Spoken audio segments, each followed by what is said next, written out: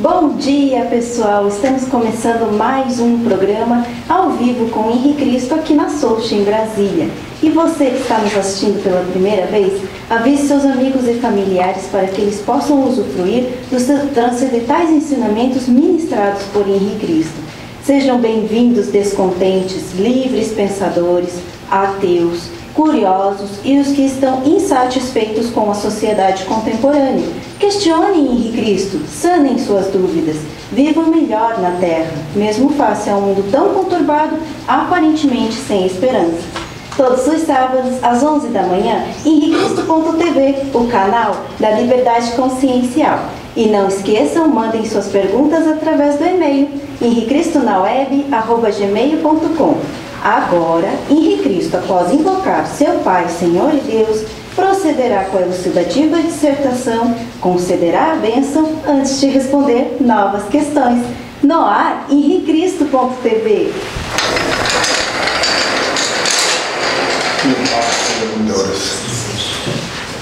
Ó Pai, eterno e inefável, Deus infalível, Criador do Universo, das culminâncias do Teu reino, do trono do Teu poder, do alto do qual Teus olhos temíveis tudo descobrem, tudo veem, ilumina-me, para que eu Te sirva sem equívocos, glorificando-Te hoje e sempre, ó Pai. Quando, nas horas de íntimo desgosto, o desalento te invadir a alma e as lágrimas se aflorarem aos olhos, busca-me. Eu sou aquele que sabe sufocar o pranto e estancar as lágrimas. Quando te julgares incompreendido pelos que te circundam e vires que em torno a indiferença recrudesce, acerca-te de mim.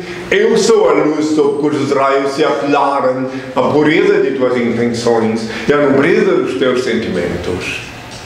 Quando se te extinguir o ânimo para arrastar as vicissitudes da vida e te achares na iminência de desfalecer, chama-me, eu dou a força capaz de remover as pedras dos caminhos e sobrepor-te às adversidades do mundo. Quando inclementes te açoitares vendavais da sorte e já não souberes onde reclinar a cabeça, corre para junto de mim. Eu sou o refúgio em cujo seio encontrarás guarida para o teu corpo e tranquilidade para o teu espírito. Quando te faltar calma nos momentos de maior aflição e te julgares incapaz de conservar a serenidade de espírito, invoca-me. Eu sou a paciência que te faz vencer os transes mais dolorosos e triunfar nas situações mais difíceis. Quando te debateres nos paroxismos da dor e tiveres a alma ulcerada pelos abrolhos dos caminhos, grita por mim. Eu sou o bálsamo que cicatriza as chagas e te minora os padecimentos. Quando o mundo te iludir com suas promessas falazes e perceberes que já ninguém pode inspirar-te confiança, venha a mim. Eu sou a sinceridade que sabe corresponder às fraquezas de tuas atitudes e à incertitude de teus ideais. Quando a tristeza e a melancolia te povoarem o coração e tudo te causar aborrecimentos, clama por mim. Eu sou a alegria que te insufla um alento novo e te faz conhecer os encantos do teu mundo interior. Quando um a um se fenecerem os ideais mais belos e te sentires no auge do desespero, apela para mim. Eu sou a esperança que robustece a fé e acalenta os sonhos. Quando a impiedade se recusar a revelar-te as faltas e experimentares a dureza do coração humano, procura-me. Eu sou o perdão que te levanta o ânimo e promove a reabilitação do teu espírito. Quando duvidares de tudo, até de tuas próprias convicções, e o ceticismo te avassalar a alma, recorre a mim. Eu sou a crença que te inunda de luz o entendimento e te reabilita para a conquista da felicidade. Quando já não provares a sublimidade de uma afeição sincera e te desiludires dos sentimentos dos teus semelhantes, aproxima-te de mim. Eu sou a resignação que te ensina a olvidar a ingratidão dos homens, a esquecer a incompreensão do mundo. Quando enfim quiseres saber quem sou, pergunta ao riacho que murmura, ao pássaro que canta, à flor que desabrocha, à estrela que cintila, ao moço que espera, ao velho que recorda. Eu sou a dinâmica da vida, a harmonia da natureza. Chame-me amor, o remédio para todos os males que te atormentam, o espírito. Estende-me, pois, tua mão, ó alma, filha da minha alma, e eu te conduzirei numa sequência de êxtases e deslumbramentos às serenas mansões do infinito, sob a luz brilhante da eternidade. Eu sou o alfa e o ômega, o começo e o fim, a estrela resplandecente da manhã. Meu Pai e eu somos uma só coisa. Eu sou a luz do mundo, a verdade e a vida. Eu sou o caminho. Ninguém vê meu Pai senão por mim. Antes de ser crucificado, eu disse: pela minha voz o meu rebanho me reconhecerá. Voltei como havia prometido, para iluminar a humanidade e instituir na terra o reino de meu Pai, Senhor Deus, formalizado pelas hosts. Eu, primogênito, reencarnei, renasci Noé, Abraão, Moisés, David, etc. Depois Jesus e agora Inri. Inri é o meu novo nome. Inri é o nome que eu paguei com meu sangue na cruz. I-N-R-I. Inri, o nome que Pilatos escreveu acima de minha cabeça quando eu agonizava na cruz, quando cuspiam no meu rosto, quando me ultrajavam, quando se cumpriam as escrituras. Inri é o nome que custou o preço do sangue. Guardai-o em vossas cabeças e sereis fortes e felizes, meus filhos. Meu coração bate forte de amor por todos vós. Benditos são os olhos que me veem e veem quem sou. Benditos são os ouvidos que me ouvem e me reconhecem pela minha voz. Bem-aventurados sois vós, vós que me escutais, porque eu só vos falo que eu escuto do meu Pai, Supremo Criador, único ser incriado, único eterno, único ser digno de adoração e veneração, onipresente, onisciente, onipotente, único Senhor do universo. Ó Pai eterno e inefável, Deus infalível, Criador do universo, das culminâncias do teu reino, do trono do teu poder, do alto do qual teus olhos temíveis tudo descobrem, tudo veem. Abençoe teus filhos com saúde, luz e justiça, porque tua é tua glória para todo sempre, ó Pai. Que a paz seja com todos. Que venham as perguntas. Bom, vamos então à primeira pergunta, que é da Arlinda, de Itacurubi, Rio Grande do Sul. Gostaria de saber sua opinião sobre o médium Marlon Santos, que dá consultas e faz operações espirituais. De onde é que é mesmo isso? De Itacurubi, Rio Grande do Sul. Bem, existem, eu já também falei há 2000 anos, e reitero de novo, que surgiram muitos, inventando, fazendo coisas. Existem médiuns em todos os lugares. E tem uns que falam a verdade, que são autênticos, que são inspirados. E tem outros que são charlatães, que estão enganando o povo. Agora eu não posso opinar sobre este, porque eu não conheço, é a primeira vez que me falam dele, né? Agora, se alguém me der umas informações, mais algum detalhe, daí eu posso sim opinar. Agora, quero deixar bem claro que existe de tudo na Terra, e todos têm que saber, todos têm que compreender que nada acontece na Terra sem o consentimento de Deus. Por isso que eu disse há 2000 anos, muitos virão em meu nome, farão prodígios, enganarão muitos, até os eleitos, se possível fosse. Agora eu não posso opinar sobre isso, porque nem me disseram se ele usa meu nome antigo, obsoleto Jesus, ou não. Se alguém me informar, me mandar informações mais, daí eu posso opinar.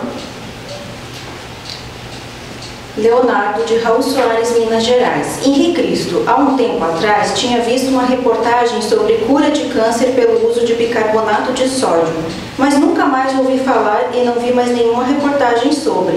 Então resolvi pesquisar e encontrei muitas reportagens e relatos pessoais confirmando sua eficácia na cura desta doença. Será que o bicarbonato pode curar o câncer? Bem, o bicarbonato, na minha opinião, num assunto científico eu não posso dar, mas posso dar a minha opinião numa coisa que concerne a metafísica. E o bicarbonato ou qualquer coisa que uma pessoa porventura venha usar que não faça mal e ela acreditar que vai curar, pode ter certeza que cura, porque aí tem que explicar também de onde é que surge o problema, a doença, a morte pelo câncer. O câncer é o suicídio da alma. É claro que existem pessoas que pegam câncer, se expondo no sol no horário inconveniente e depois, na sequência, esse câncer mesmo vai atingir órgãos internos, porque o doutor diz, olha, esse câncer, quando viajar para dentro do corpo, pode atingir teu fígado, teu rim, enfim. E daí, com a mente, o indivíduo leva o câncer para o lugar que o doutor disser. Por esse motivo, quando alguém tiver uma doença como esta, que é a doença da alma, do suicídio da alma, tem que voltar-se para o Criador. Sim, usar o meio terapêutico que o doutor der, mas confiar no Criador, pensar nele, buscar nele o refúgio para se esquivar do prognóstico que o cientista, que o doutor venha a dar. Então esse bicarbonato que ele falou, é a primeira vez que eu vejo falar que alguém usa bicarbonato de sódio como terapia para o câncer, primeira vez. Deixa o sangue mais alcalino. Então pronto. O sangue ácido. Coisa que seja. Então aí sempre... qualquer coisa, eu tenho nesses 45 anos de vida pública que eu lidei com todo tipo de problemas que me surgem, eu tenho testemunhado, eu tenho visto, não um, nem dois, nem 10, mas centenas de pessoas, nem um, nem dois, nem duas, nem 10, mas centenas de pessoas que tiveram câncer e que em tempo hábil se despertaram, compreenderam por que ficaram com câncer e então conseguiram fazer com que a coisa cessasse. Agora, se não, inclusive eu aproveito em sério para advertir a todos que me ouvem, quem quiser assimilar, assimile, que qualquer diagnóstico de qualquer doença que vier de qualquer médico, considerando que a medicina veio do Altíssimo, que o médico está ali cumprindo o dever técnico dele de examinar com os olhos da ciência, mas tendo em conta, se levar em conta que todas as enfermidades físicas e mentais têm início sempre na enfermidade da alma, então diante de um diagnóstico desse, a primeira coisa que tem que fazer é lembrar do Criador, pedir ao Pai, inclusive que ele guie a cabeça do médico para dar o remédio adequado, porque como eu já disse, repito, existem algumas coisas que acontecem aqui na Terra que são inevitáveis. Se uma pessoa, por ignorância ou por teimosia, se expuser ao sol do meio-dia muito tempo, ela pode sim contrair o câncer de pele, que depois o doutor, de acordo com as orientações da medicina internacional, vai dizer, olha, esse câncer pode seguir até o fígado, até o estômago, enfim. E o que ele disser, se tu aterrorizado, acatar, tu aceitar dentro da tua cabeça, ali tu vais com o poder da tua mente, com o teu poder mental, levar o câncer para onde o doutor disse. Por isso que tem que pensar, na hora que vê um diagnóstico terrível, você tem que pegar e lembrar do Criador, lembrar de Deus, né? Eu falo isso porque eu tenho uma longa experiência nesse assunto, inclusive o meu genitor, quando eu era criança, ele caiu dentro de um tanque de química e ficou tuberculoso. E o médico deu um prazo de vida para ele. E depois, 30 anos depois, ele me falou assim, olha, tá vendo, o Dr. Krieger disse que eu ia durar mais um ano só. E eu estou aqui e ele já foi. Eu falo um exemplo que eu vi de dentro de casa. E assim como eu vi lá e mais na minha longa caminhada sobre a terra, pessoas que conseguiram se esquivar do diagnóstico nefasto porque pensaram no Criador. Então, o câncer é a doença da alma, é o suicídio da alma. Eu conheci todas as pessoas até hoje que disseram que estavam com câncer, que estiveram com câncer, que vieram falar comigo, eu apontei para ela quando ela ficou com câncer. Porque tem um momento que a pessoa desperta. Células cancerosas todos nós temos, mas não pode ser desequilibrado, tem que ter mais saudável do que cancerosa. Isso a ciência reconhece, que todos têm. Só que daí, num momento de uma decepção, de um desespero, de uma desilusão, que em vez da pessoa se suicidar, ela se suicida inconscientemente. Agora estou perdido, agora perdi tudo, agora... E aí começa a doença operar no corpo de cada um. Inclusive, podem perceber que é uma doença que outrora só os ricos tinham. É bom, interessante ver isso. Antigamente, hoje em dia já tem pobre que fica com câncer também, mas antigamente era só rico. Porque o rico, quando tinha uma decepção, uma frustração, uma derrota social, agora, enquanto que o pobre naquele tempo não podia nem pensar em decepção ou derrota, porque já vivia mesmo só lutando para sobreviver. Agora, hoje em dia, a situação está bastante mudada socialmente em todo o planeta Terra, então muitas pessoas, até humildes, ficam com câncer quando percebem que até aquele pouco que tinha lhes será tirado. Digamos, quando fica desempregado, quando cai em desgraça definitiva. Então, em vez de esperar a morte pela fome, o corpo começa a se deteriorar face à falta de perspectiva de vida. Bom, esse é um assunto muito comprido. Eu já tive N conversação, discussão sobre isso, e até hoje não teve um médico que conseguisse contradizer o que estou falando. Tenho amigos médicos, falo com eles sobre isso, até hoje não teve um que pudesse dizer, não, ele não é assim. Ele pensa, tem sentido. Inclusive, por conta disso, desse conhecimento empírico que o meu pai me concedeu, eu até expedi um livreto intitulado Vacina Anticâncer, que quem quiser pode ver, está disponível na internet, no henriquez.org.br, que baseado no que eu vi durante essas longas décadas que eu caminho sobre a terra e que cuido que os enfermos me procuram. Tenham todos a minha paz.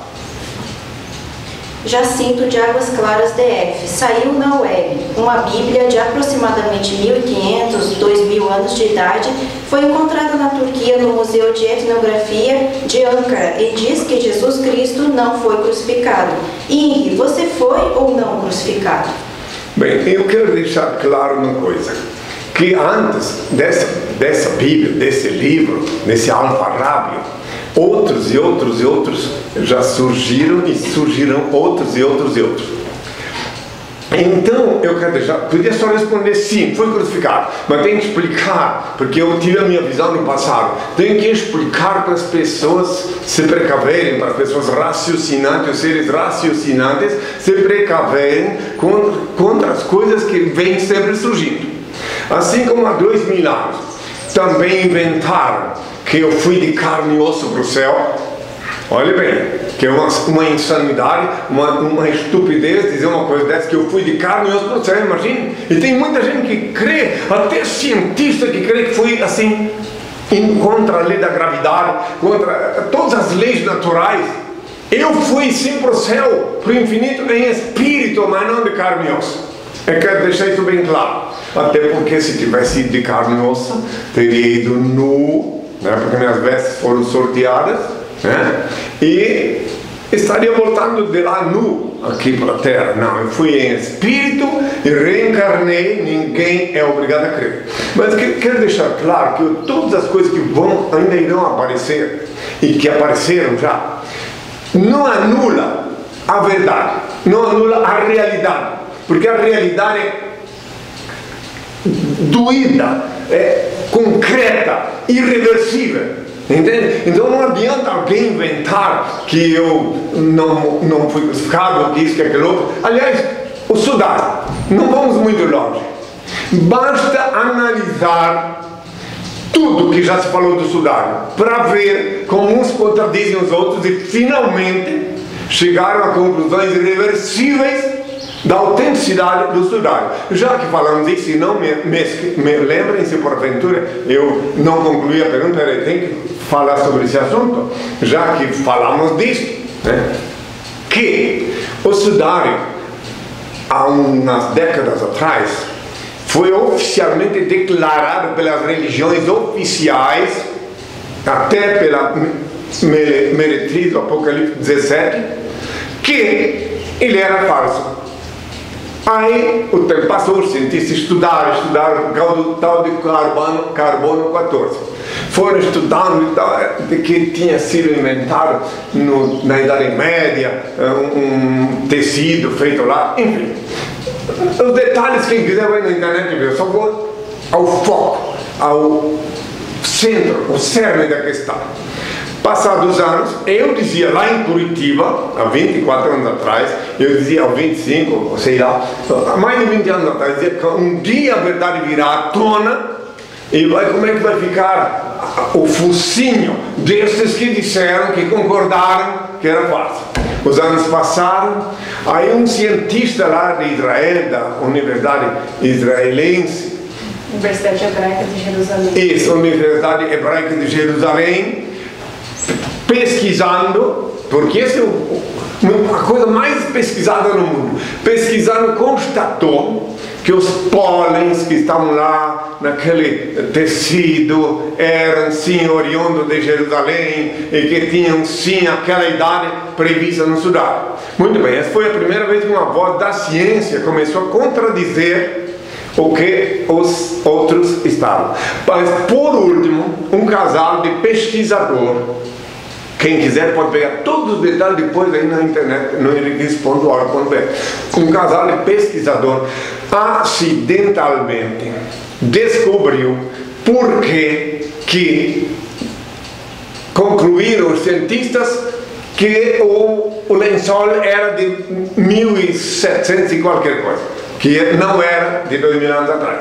Eles descobriram que aquele remendo que fora costurado no sudário por ocasião do incêndio que ele foi submetido acidentalmente, que aquele remendo sim era da Idade Média. Os cientistas descobriram, e daí depois, mas daí todos aqueles cientistas que disseram que era falso, uns até já morreram, e fica por isso mesmo. Mas teve um que inclusive teve que, antes de morrer, dizer que reconheceu que estava equivocado. Aí quem quiser pode pesquisar tudo. Então vou voltar agora à Bíblia. Eu só queria deixar claro que sempre é assim, inclusive na ciência, eu quero deixar claro também uma coisa. A ciência, o dia que um cientista não pode mais contradizer o outro, aquele dia a ciência deixa de ser ciência. Aquela ciência que nenhum cientista pode contradizer o outro, ela se torna sabedoria, deixa de ser ciência. Enquanto que a ciência está sempre passível de ser contradito, contrapontado, pesquisado, até chegar no ápice. Então deixa de ser ciência e passa a ser sabedoria. Então isso é assim. Quem quiser crer, creia. Quem quiser ver, veja. Quem quiser pesquisar, pesquise. Agora vamos voltar à Turquia. Na Turquia, vejam bem, meus filhos, que na Turquia há milênios, né? Há milênios, mais de 1000 anos, na Turquia é que também decidiram, naqueles tempos que a meretriz do Apocalipse 17 estava sediada lá, o imperador, como é o nome daquele marido da cortesã, como é o... Não, Justiniano, o imperador Justiniano, obediente à mariposa com quem ele casou-se, reuniu um espúrio grupo de clericais, cleptoclericais, para decidir que tinha que ser suprimido da doutrina cristã a doutrina, o item pré-existência da alma, reencarnação. Então lá naquele mesmo lugar, naquele tempo se chamava Constantinopla, a capital lá, que hoje é Istambul. Não é Istambul, a capital da Turquia hoje? Então lá acontece de tudo. E eu não vou nem entrar em detalhes sobre, não vou entrar em detalhes, sobre como se vive lá. Qual é a ideologia, não vou entrar em detalhes. Deixo para os estudiosos pesquisar. Só quero dizer que lá sempre vai surgir novas coisas, novas descobertas. E as descobertas, então, façamos de conta, prestar muita atenção. Essa pergunta é tão pertinente que eu vou concluir ela. Façamos de conta que daqui, prestem bem atenção, nós estamos no ano 2014, já no final, daqui a 1000 anos, tem muitos livros já escritos sobre mim, sobre minha missão aqui na Terra agora, tem muitas coisas, mas daqui 2000 anos, daqui 1000 anos, não sei dois, daqui 1000 anos, daqui 3 séculos, se não tivessem as fotos que testemunham, que registraram os meus atos aqui na Terra, daqui só um século já dizia, o que é isso? Henrique Cristo esteve aqui na Terra, retornou e ainda entrou numa catedral, expulsou os vendilhões, ainda quebrou a própria estátua, a estátua que diziam ser ele, ainda dizendo, saiam daqui ladrões mentirosos, adoradores de ídolos, vendilhões de falsos sacramentos, eu sou Cristo, foi o que eu disse lá. Então isso nunca aconteceu, isso é um absurdo, isso é uma lenda. É, assim como também um eminente escritor muito competente, Reza Aslan, escreveu um livro muito interessante e no bojo do livro ele disse que há 2000 anos eu Henrique Cristo, quando me chamava Jesus, era discípulo de João Batista, imagina. Está lá, está no livro. Um homem sério escreveu. Eu vi que a pesquisa dele foi toda séria, mas o demônio enganou ele, mandando ele frisar mais de uma vez que eu, além de que escreveu também que eu era um cristão inoperante, que eu não fiz o serviço que eu teria que fazer. Entende? Então, eu li o livro, tive que ler, inclusive recentemente teve um jornalista, um documentarista da Noruega aqui, que me questionou, ainda bem que eu já tinha lido o livro, né? Então eu pude ver e pude explicar para ele, né? Porque pensem bem, agora é muito fácil 2000 anos depois dizer que eu fui discípulo de João Batista. Muito fácil.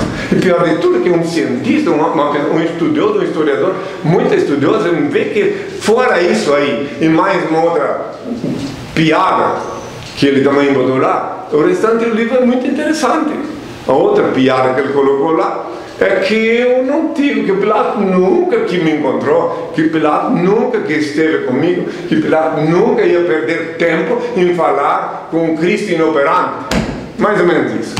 Entenderam? Então isso é assim, daqui a pouco vai surgir outros livros e outros, mas os cães ladram, os porcos gruem e o Filho do Homem cumpre o seu destino aqui na Terra, cumpre a parte que lhe cabe na missão do Pai aqui na Terra.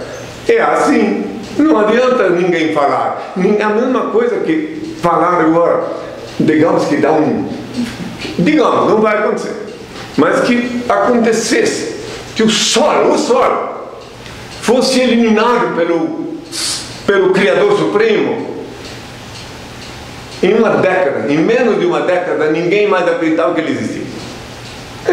Porque o tempo, meus filhos, olha, nisso eu dou razão ao Heráclito, que disse há mais de 2000 anos que a única coisa constante são as mudanças. Então até as cabeças das pessoas acabam mudando, e assim junto também é varrida as mentiras da terra e também tentam varrer a verdade.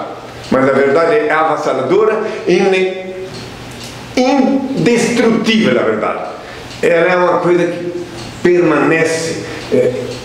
Ninguém pode diluir a verdade. Ninguém. Porque o Criador Supremo só que poderia, mas como Ele é a verdade, Ele é o Senhor da verdade, então ninguém pode destruir a verdade. Tenham todos a minha paz. Mateus, de Montes Claros, Minas Gerais. Henri, você disse que os animais possuem espíritos. Antigamente o povo sacrificava animais como ofertas a Deus. Era certo naquela época fazer isso? eu posso explicar o motivo que faziam. Bom, não vou dizer que era certo, senão vou voltar a fazer. Eu posso explicar o motivo pelo qual a razão metafísica, mística, que faziam isto. Porque efetivamente todos os animais, até o nome diz tudo, animais que são animados pelo sopro divino, que estão se movimentando sobre a terra, sem exceção, qualquer ser que se move sobre a terra, move-se pela energia espiritual emanada do Altíssimo. Então, quando alguém sacrificava um animal, de acordo com o ritual estabelecido na época, para saldar um débito karmático, uma ofensa, ele tinha duas formas de pagar o pecado dele. Uma, que ele perderia o animal, que não daria mais lucro, conforme está na escritura, tinha que ser um animal perfeito. E a outra, que o espírito efetivamente voltava para a origem, a energia. E para onde é que é a origem? Emanada do Pai, porque os animais não têm karma, eles não têm que pagar o pecado animal. Então um dia todo o animal vai desenganar. Então, se eles serviam para um indivíduo ser sacrificado economicamente, ele sentia na carne o prejuízo por ter violado a lei. Mas logo a seguir vou explicar por que agora não é mais mistério fazer essas coisas. Parece que as coisas estão tudo combinadas, porque isso aí tem a ver com a pergunta anterior. Parece um absurdo, mas tem. Então agora não é mais lícito aos olhos do Pai que se sacrifique os animais para pagar débitos aqui na terra, porque o Filho do Homem que vos fala se entregou em holocausto, entregou-se para saldar os pecados de toda a humanidade numa só vez. Mas é o pecado que cometeram até então. Quem pecou depois, pecou por conta própria. Então meu Pai me mostrou bem claro que era uma espécie, tem muita gente que até hoje pensa que eu fui sacrificado inocente. Aí também outros que dizem que não foi crucificado. Olha quanta controvérsia e quanta reflexão, quantas elucubrações com envolvimento até do Satã.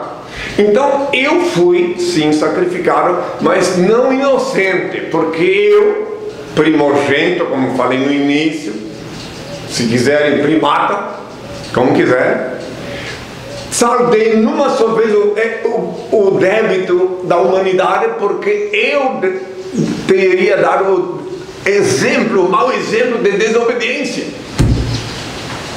à lei do Senhor.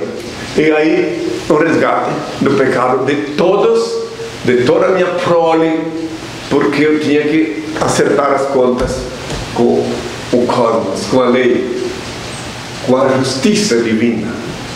Então vejo que essa pergunta está ligada a outra assim.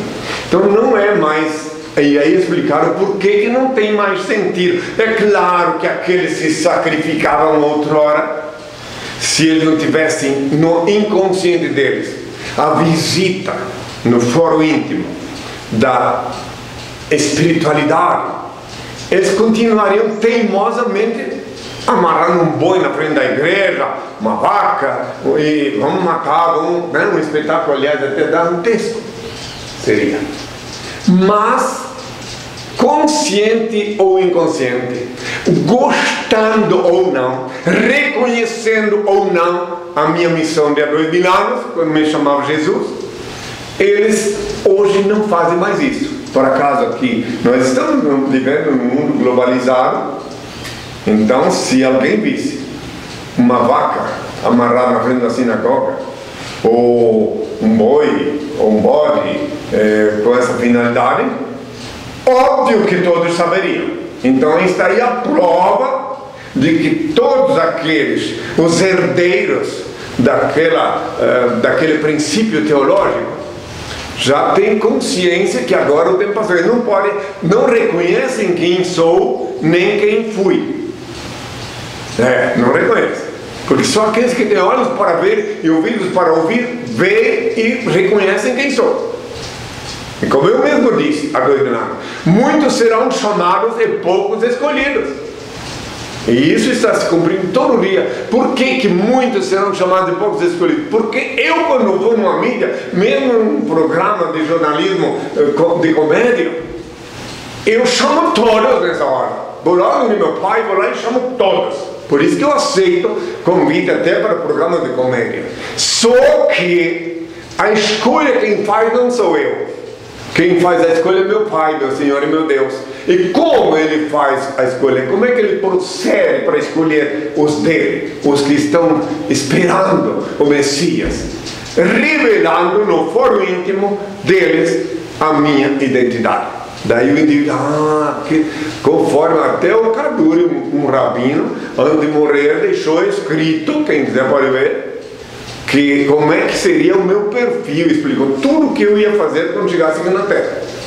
Ele explicou, morreu com 100 e poucos anos e deixou escrito, ele não pode falar em vida, porque ele sabia da hostilidade se alguém reconhecesse que ele sabia quem sou. Então, quem quiser pode ver, está ali o Kaduri, deve estar aí também. Aliás, não precisa nem procurar na minha página. Procura lá o Rabino Kaduri, está lá o que ele fala da volta do Messias, está lá na internet. Está ou não está? Então, qualquer um pode achar. Não precisa nem procurar na minha página, se quiser, também está lá. Aí vejam bem que é tão perigoso dizer que o Messias voltou, ou que está voltando, que está aqui, que ele teve o cuidado de deixar por escrito e disse para só divulgar isso um ano depois dele partir. Olha bem, como é perigoso dizer que o Filho do Homem voltou. Aí compreendeis também por que tem esse boicote internacional contra o Filho do Homem. Porque é perigoso dizer que o Cristo é o mesmo de ontem, hoje e de sempre. É perigoso também, muito perigoso, dizer a verdade, porque a verdade é uma fera perigosíssima que ninguém, os que vivem na fantasia, não podem vê-la solta por aí. É perigosíssimo. Por esse motivo é que eu navego em águas pesadas ainda, né? Conforme eu mesmo disse com a minha boca há 2000 anos, que antes do dia do Filho do Homem convém que padeça muito e seja rejeitado por sua geração. Eu disse há 2000 anos, está lá em Lucas 17, versículo 25 a 35. Daí os evangélicos, os fariseus, dizem, não, mas isso já aconteceu. Que eles leem só o versículo 25.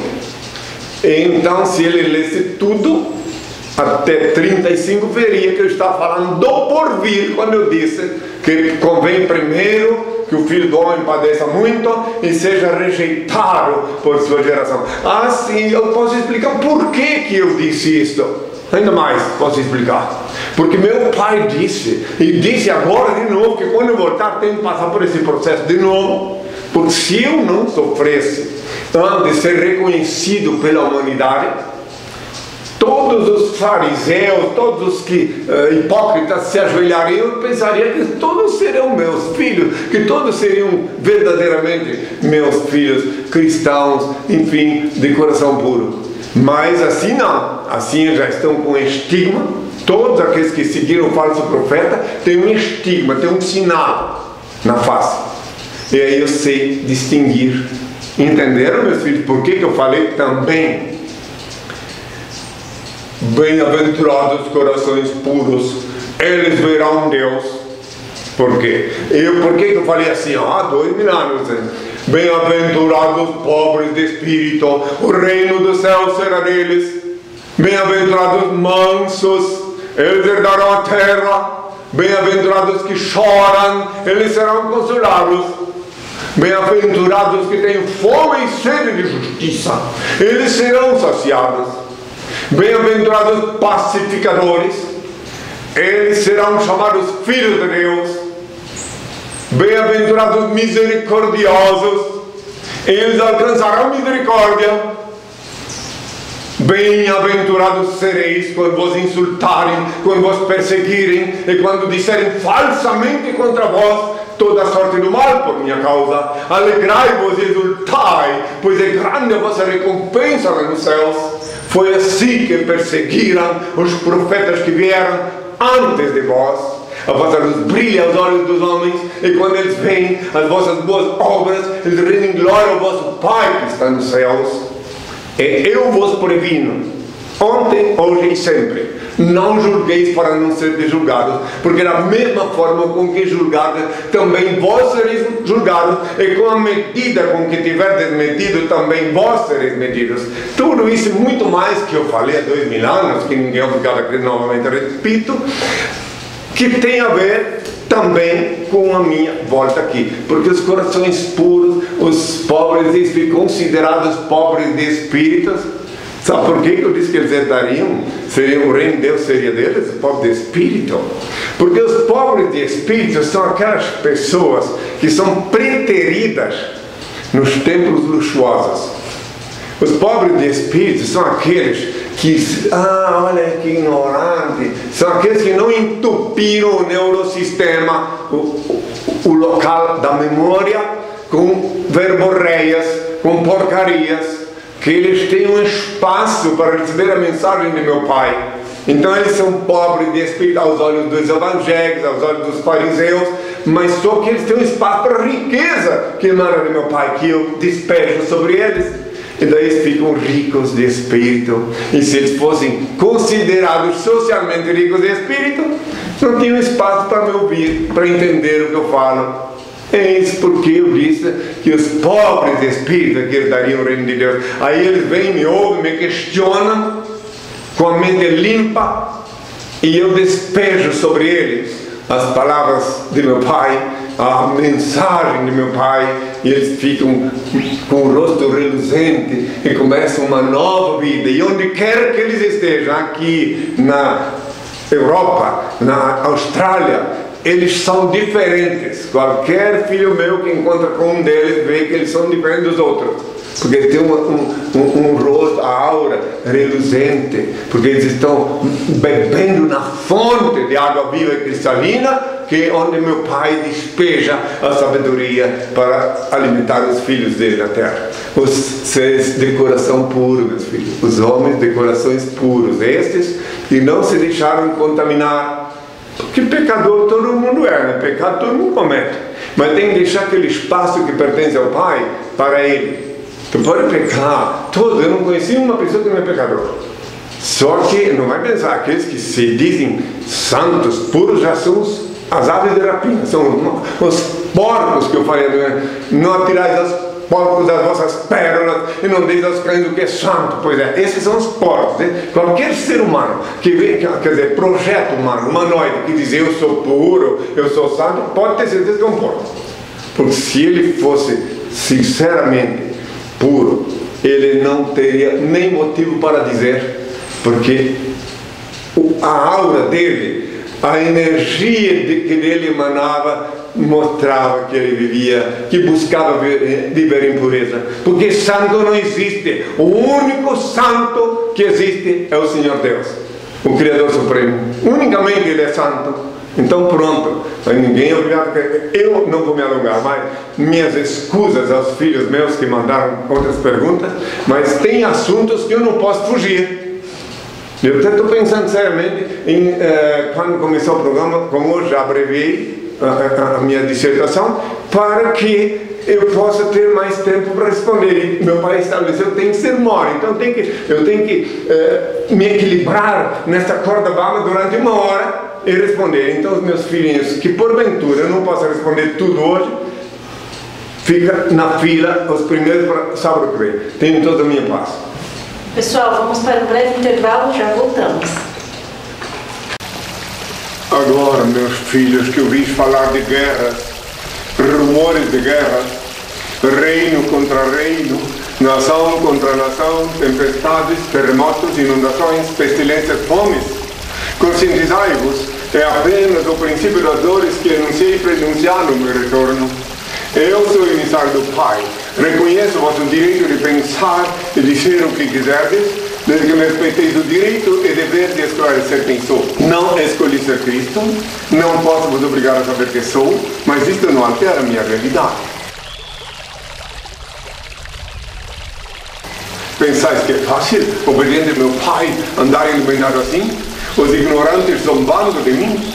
Ainda que os malignos condenaram Galileu, a terra continua gravitando em torno do sol. O sol brilha, e mesmo que todos duvidassem, ele não deixaria de ser sol.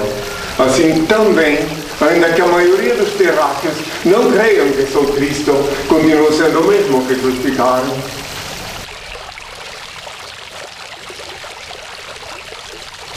Não me é facultado abrir a cabeça do nécio com um serrote e introduzir um bilhetinho dizendo: acorda-te, ignorante, desperta-te, sou Henri Cristo, filho do homem. Somente o demônio. Herodes, possuído pelo demônio, pediu e exige milagres. O maligno disse, enquanto eu jejuava nos anos: se és o Filho de Deus, transforma estas pedras em pão. Ao que eu lhe respondi: nem só de pão vive o homem. Em verdade vos digo, eu não preciso provar nada a ninguém, porque o óbvio é o lance, não carece de provas. As obras falam por mim. Vós, meus filhos, é que necessitais provar que sois dignos de meu Pai, Supremo Criador, único ser incriado, único eterno, único ser digno de adoração e veneração, onipresente, onisciente, onipotente, único Senhor do universo.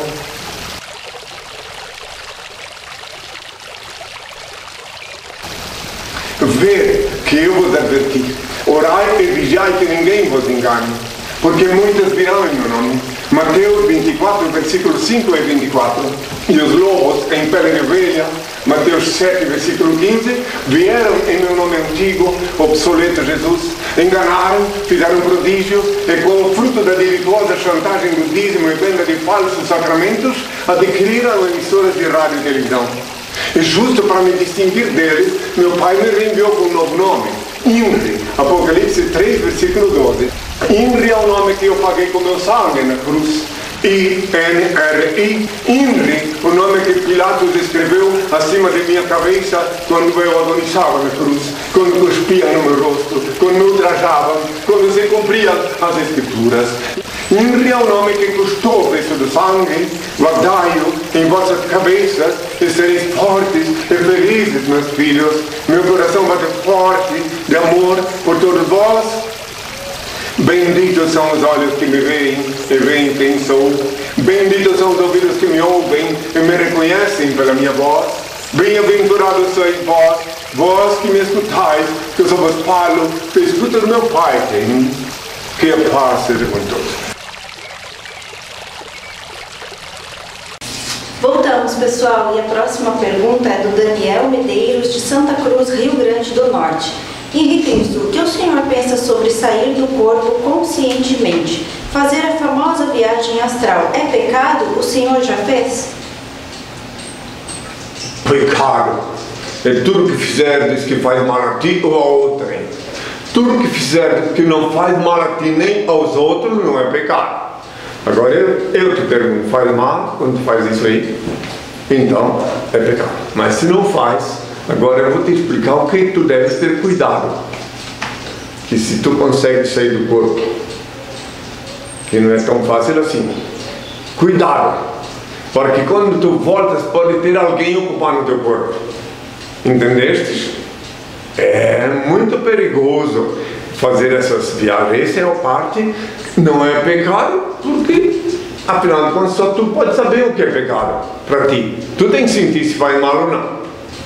Mas sair do corpo conscientemente, esforçar-se, porque requer um esforço muito grande para sair do corpo, exceto quando se está jejuado. Então, se tu sai constantemente do corpo, vais ter a desagradável surpresa de quando retornar ter um inquilino morando lá, um inquilino inadimplente que não vai querer te dar de volta o direito de ser o titular. Fique esperto, já viste falar, deves ter visto, já que estás pesquisando essas coisas.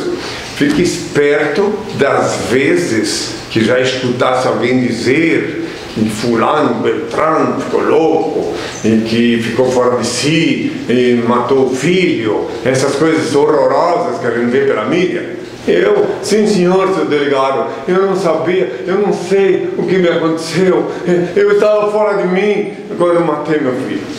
Porque se ele estava fora dele, quem estava nele? Quem estava no corpo dele? O invasor, o infiltrado. Sim, mas não é aquele infiltrado que tentou se infiltrar aqui, não. Eu fiquei sorrindo por causa do infiltrado. Não, é um infiltrado, um espírito que se enfia no teu corpo quando tu abandonas ele. Muito cuidado. É por esse motivo que eu sempre recomendo que antes de dormir, qualquer pessoa, porque às vezes a pessoa pode sair do corpo sem querer. Então sempre é bom orar ao Pai antes de dormir, que mesmo que tu saia do corpo, teu Pai bondoso e perfeito protege teu corpo. Por isso que tens que orar antes de dormir. Quer dizer, não obrigo ninguém, mas estou ensinando a orar, de preferência a oração mais forte que existe na terra, mais poderosa, aquela que o Senhor mandou e ensinou, o novo Pai Nosso. E de preferência no quarto, a porta fechada, como já ensinei há 2000 anos, para que ninguém possa interferir no teu contato íntimo com o teu Criador, na simbiose que estabelece com ele. Então, portanto, cada um é dono do seu nariz, aparentemente. Então você pode sim fazer, só que fique esperto, viu? Para não ter que dividir teu corpo com alguém, entende? É como também uma pessoa vai num bar tomar uma inocente caipirinha, né? Depois sai lá trocando as pernas, chega em casa, quebra tudo. Por quê? Porque lá tinha de plantão alguma alma penada, se apossou do corpo do indivíduo, nada contra Deus, não vai, pode ir, mas tem que ir sabendo do perigo. Você vai lá e toma uma inocente caipirinha, sei lá, qualquer coisa lá. E depois, chegando lá, esta alma penada te induz a tomar uma outra coisa que tu não fosse lá tomar, uma outra bebida. E aí vai misturando. Quando tu vê, tu obedecesse essa alma penada que estava de plantão, assim como nos centros espíritas também, onde tem muitas almas penadas de plantão. Você vai lá, convidado por alguém, nessas igrejas farisaicas, assinam, de alma penada. Daí tu chegas lá, como quem não quer nada, como curioso, e sai de lá incorporado. Alguém toma conta do teu corpo, e daí chegando na tua casa, nem tua mulher não te reconhece, nem teus filhos, por causa do comportamento que muda. Tenham muito cuidado com isso. Deixo bem claro isso. Outro dia, quizá, volto a falar sobre esse assunto, mas agora a fila tem que andar. Ele perguntou também se o senhor já fez viagem astral. Se eu falei tudo isso é porque eu sei o que era, só que eu não fiz por conta própria, né? Eu já fiz, sim, mas nunca fiz por conta própria, por isso que eu estou falando. Senão eu não podia falar, né? Então, a primeira vez que eu vi, já que eu quis saber isso, né? Ironicamente, eu era ateu, porque dos 10 aos 30 anos, eu era ateu, profeta de um Deus desconhecido. Eu falava do cosmos e chamava o cosmos de pai, para sem saber quem eu era. E só lá em Santiago do Chile que eu tive a revelação quando jejuei em 1979. Então, já que ele fez a pergunta. Então, eu ainda era ateu quando eu sofri um ataque de inimigos, uma agressão física, e eu não suportando a dor da agressão física, saí sem querer do corpo. Aí que eu descobri tudo isso, aí eu vi tudo isso. Estava lá meu corpo estendido na beirada da piscina, lá em Ponta Grossa, no Paraná. E eu aqui olhando para ele, eu sentia a chuva cair, tudo. Eu estava a uns 3 metros de distância do meu corpo. Eu fiquei muito meditativo depois disso, porque eu fiquei pensando, como pode? Aí eu comecei a ter que revisar na minha cachola o ateísmo. Aí eu tive que começar a refletir. Isso foi na véspera, em 78, e em 79 eu fui levado ao jejum pela voz poderosa que sempre me comandou. E lá em Santiago eu tive a revelação. Né? Então, quer dizer, eu passei por um processo transcendental que podia ser um absurdo eu ter sido emboscado por 10 bandidos drogados. E lá que, onde eu fui batizado por 10 João Batista, jogado na piscina, lá eu vi o mistério da transcendência. Era uma coisa muito rara de se ver e compreender, que só mesmo na dor cruciante que eu pude ver esse mistério. Depois disso, é óbvio que daí no jejum, aí eu fui compreendendo como é que funcionam essas coisas. Aí fui entendendo, mas no jejum, meu corpo fica guardado. Mesmo que eu saia dele, meu pai guarda, porque antes de jejuar, de começar o jejum, eu oro para o pai e ele protege o meu corpo. Esse assunto é muito longo, eu não vou mais continuar, porque tem outras perguntas e o que eu falei hoje sobre isso deve bastar. Eu queria salientar que o comandante, eu ia esquecendo, fiquei sabendo faz alguns anos, que o indivíduo que engendrou esse massacre contra mim, lá em Ponta Grossa, foi assassinado por 2 pessoas que até hoje ninguém sabe quem eram, estavam mascarados. Quem quiser pode achar na mídia, está lá, em Ponta Grossa. Itatiba parece que é a alcunha dele. Era um bandido que teve que acertar as contas com os colegas depois, né? Mas é bom saber também que o castigo existiu, que tem gente que não sabe, né? Então o castigo divino existiu, né? Então, Itatiba é uma alcunha dele. Como ele era bandido todo, tem uma alcunha, tinha essa, Atatiba, né? Itatiba. Então, tá aí. A informação foi dada. Quem quiser que ver como é que foi que aconteceu a coisa com ele, que eu fiquei sabendo muito pouco tempo atrás. Tenham todos a minha paz.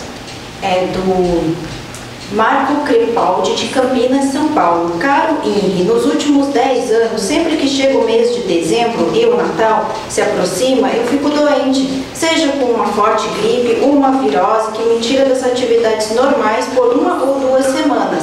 Além disso, eu sinto uma tristeza nessa época que eu não consigo explicar o porquê da mesma. O senhor tem alguma explicação para esses 2 fatos? Como ele fez 2 perguntas, né? Para eu compreender melhor, começa pela... Ele disse que ele fica gripado ou pega uma virose muito forte sempre nessa época do ano, além de sentir uma tristeza muito grande. Claro que, meu filho, que toda e qualquer pessoa que fica doente, fica triste. Então é lógico. Agora, o porquê tu está pegando essa virose, né, essa gripe, eu te explico simplesmente porque a Terra está muito poluída. E existe muita sujeira, muita imundície. E hoje em dia é só botar o nariz para fora, já se pode pegar uma gripe. Tá? É triste de ver a realidade. Então, sobra uma coisa. Sempre pedir ao Pai que te proteja, que tu consiga detectar quando estás diante de uma pessoa gripada, para em tempo hábil te ausentar. Porque ninguém é obrigado a partilhar gripe com ninguém. Eu, por exemplo, tenho uma discípula que fica circulando, cumprindo as missões dela aí fora, e volta e meia ela pega uma gripe. E daí, o que ela faz? Porque ela me ama e ama os irmãos dela, mostre como é que ela faz para não contaminar ninguém com a gripe. Olha como é que ela faz. Ela anda assim para não contaminar ninguém. Ela pegou, porque ela vai lá fora, e daí alguém passou para ela a gripe. Mas ela não quer retribuir a ninguém, porque ela aprendeu com o Senhor meu Pai que não se deve distribuir o mal, mesmo que se recebe o mal. Então eu vi, né, que agora tu, meu filho, antes de sair de casa, ora ao Senhor, porque daí se tu tiver uma intimidade com Ele, tu podes pegar a gripe, sim, só que daí não ficas triste, porque daí durante a dor, durante a fraqueza, que é óbvio, que é inerente da gripe, tu te lembras do Senhor e Ele te conforta. Ninguém está livre de uma gripe. Eu, por exemplo, nunca vou esquecer que minha última vez que estive em Portugal, eu peguei uma gripe antes de sair do Brasil e até só eu sei o que senti. Durante todo o trajeto eu era obrigado a ir, porque eu já assumi o compromisso com a SIC, né? De Portugal. E daí, olha, e parecia uma coisa, um milagre que acontecia, que só Deus sabe o que é. Que enquanto eu estava fora do ar, no camarim, esperando para entrar no ar, eu ficava deitado numa cama. Como é que é o nome daquele negócio? Era um sofá, deitado. E quando chegava na hora de ir para o ar, que eles anunciavam, quem quiser pode ver esse dia, está aí na internet para quem quiser ver essa entrevista minha em 2001, né? Quando eles anunciavam, eu ia lá, e quem olhava de fora, ninguém via que eu estava gripado. O poder de Deus descia sobre mim. Pode ver, não está disponível, né? Então o poder de Deus descia sobre mim e eu falava tudo, respondia tudo que eu me perguntava, e só os discípulos que estavam comigo, discípulos e discípulas, que viram quando eu chegar lá que eu baqueava de novo.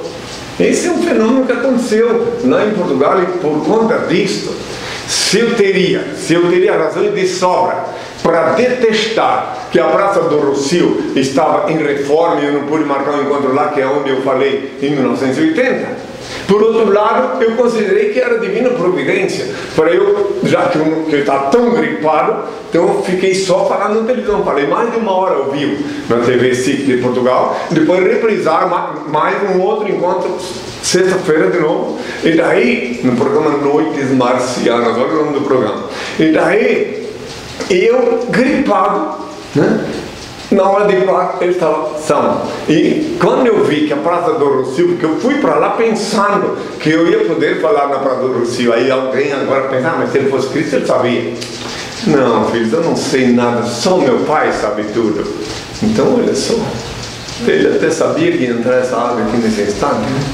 Bom, então daí, meus filhos, de qualquer maneira, deixa ele lá, abre a janela para ele poder ir embora. Sim. Vê se acha ele lá, tá aí atrás, mostra para ele, mostra para ele, mostra que ele está embora. É engraçado. Tomara que ele vai embora, que ele sai daí, não embora. Aí foi, não. Como é que ele trata aquela... Ele vai sair. Tá, vamos continuar. O que eu estava falando? Não, que embaixo. Ó, de novo, um infiltrado aqui. Mais um infiltrado. O que você quer aqui, menino? O que é isso? Cai fora. Fica só saindo, né? Vai fora. Vamos fazer com ele. Bom, a vida continua. Imagina, estamos ao vivo, então temos que ver, ó, são 12h04 aqui nesse cronômetro aí, né? Não foi embora. Bom, então bora lá. Eu estava falando sobre a gripe, né? A gripe também, que ele disse que há 10 anos acontece isso com ele perto do Natal. Foi embora, que bom. Sim, porque a estação do ano aqui em Brasília, né? Então é claro que ele deve se prevenir, se alimentar corretamente, e finalmente o bichinho foi embora intacto, né? Então deve se alimentar corretamente, né?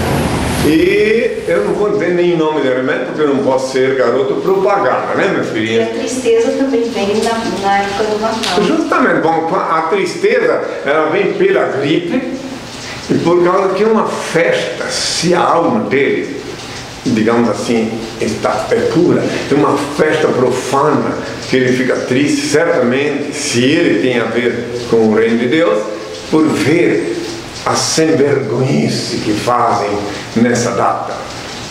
O comércio, e é uma máquina que não pode parar. É uma máquina que já está andando e tem que continuar andando. Ninguém pode deter essa máquina agora. Só Deus poderia, e nem Ele vai deter agora. Essa máquina que é o consumismo, que é a propaganda para se desovar todas as coisas que construíram para esse fim.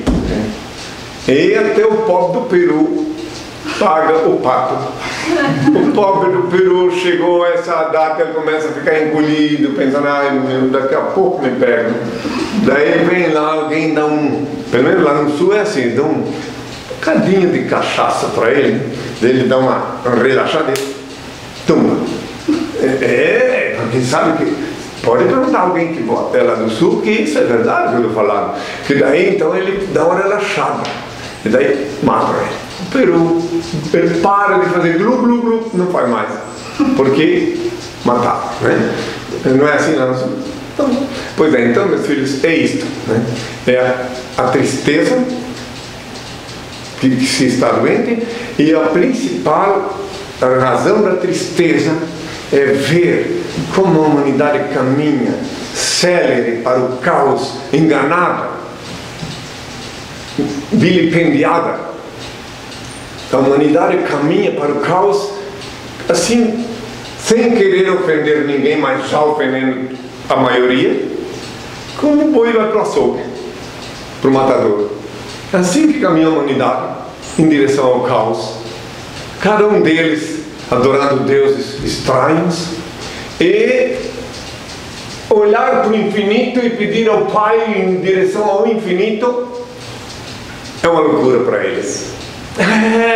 Quem quer falar com Deus tem que fechar os olhos, né?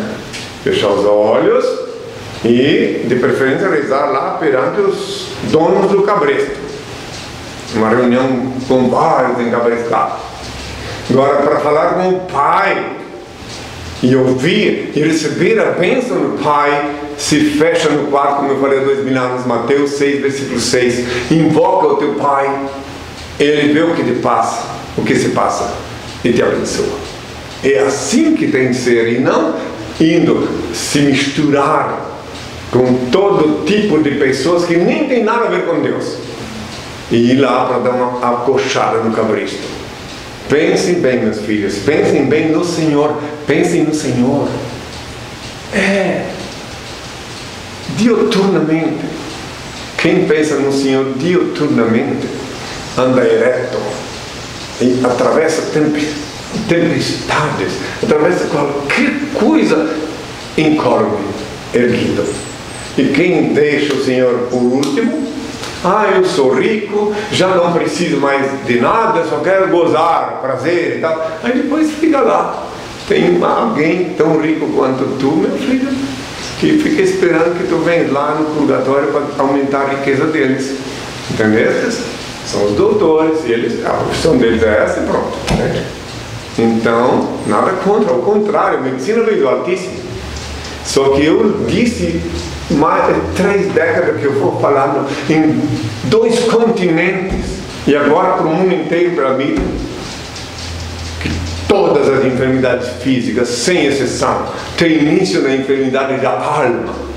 Físicas e mentais, claro, porque às vezes a pessoa fica doente mentalmente primeiro, para depois tombar fisicamente. Então confia no Senhor, invoca o Senhor, fica só com Ele. O único ser incriado, único eterno, único ser digno de adoração e veneração. Onipresente, onisciente e onipotente. Porque Ele é onipresente, Ele vivifica cada célula de vosso corpo e cada partícula de vosso sangue. Eu sei que tem pessoas que quando eu falar no Senhor desliga. Tudo bem, pode desligar. Mas depois lá na frente, nem que seja lá na frente, um dia todos terão que haver conserto. Se no banquete das consequências, todos acabarão tendo que se entender com o Senhor. Na reta final, todos. Eu vi cada pessoa, cada tipo de pessoa diferente no leito de morte.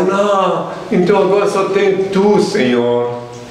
Pronto, aí desencarna. Mas por que esperar ir para o leito de morte para constatar que no final só você tem o Senhor? Podemos pensar agora nele, não fanaticamente dedilhando o rosário, nada disso, pensar nele, que Ele te protege, que Ele te inspira, que Ele te faz escolher a melhor comida para ter saudável no teu corpo, e aí por diante. Pronto, nada mais que isso, tá? Bem, agora como já está afilando, eu vou dizer uma vez mais, é que final de ano, eu sei que muita gente está viajando, né? Então, peço ao Pai uma bênção, né? Sim, eu vejo, eu sei. Olha, eu vi na mídia ontem à noite que tem milhares de pessoas embarcando no aeroporto aqui, e milhares de pessoas indo para o litoral paulista, né, em São Paulo. Até a polícia teve que controlar o trânsito, eu vi na mídia. É impressionante. Então, mas eu viajo para todos os lugares do mundo, sempre eles aceitam atualmente, né? Eu fico aqui, meu corpo, e com a bênção do meu Pai, eu participo de tudo, e quando se faz ministério, claro que eu viajo fisicamente, ok? Para não pedir o Pai para todos. Esqueci alguma coisa? O Pai eterno e inefável, Deus infalível, Criador do Universo, das culminâncias do teu reino, do trono do teu poder, do alto do qual teus olhos temíveis tudo descobrem, tudo veem. Abençoe teus filhos com saúde, luz e justiça, porque tua é toda glória para todo sempre, ó Pai. Que a paz seja com todos meus filhos, até sábado e até sempre. Pessoal, este programa estará disponível no nosso canal no YouTube Henri Cristo TV. E não esqueçam que as perguntas que não foram respondidas hoje serão respondidas no próximo sábado, logo no início do programa. Uma excelente semana a todos e até sábado.